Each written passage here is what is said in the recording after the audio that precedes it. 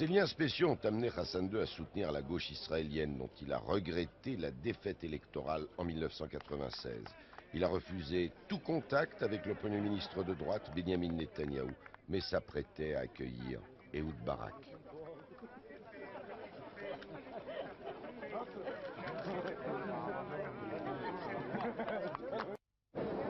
Au lendemain de la signature à Washington de l'accord sur l'autonomie palestinienne, entre Yitzhak Rabin et Yasser Arafat, le Premier ministre israélien prend l'avion pour Rabat.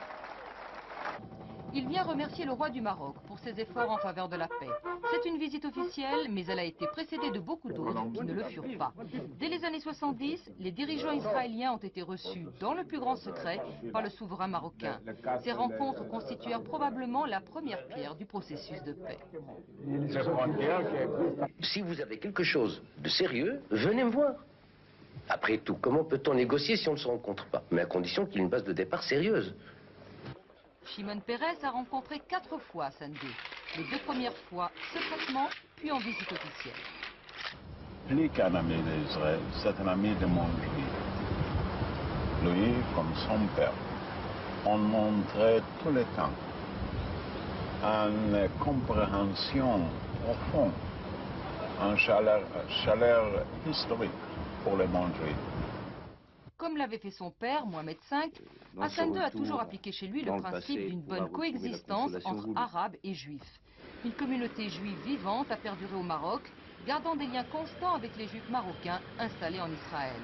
Et comme son père, Hassan II a toujours eu des juifs parmi ses proches conseillers. Tout cela le prédisposait à jouer ce rôle de médiateur. Il était de plus reconnu et estimé parmi les dirigeants arabes. Et lorsqu'il parlait avec les dirigeants israéliens, il insistait sans cesse sur la nécessité d'une terre pour les Palestiniens. De plus, il a toujours défendu le statut de Jérusalem comme ville sainte. Friend, courageous man.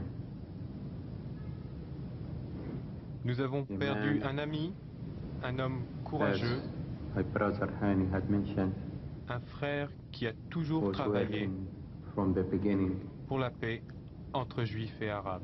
to make peace.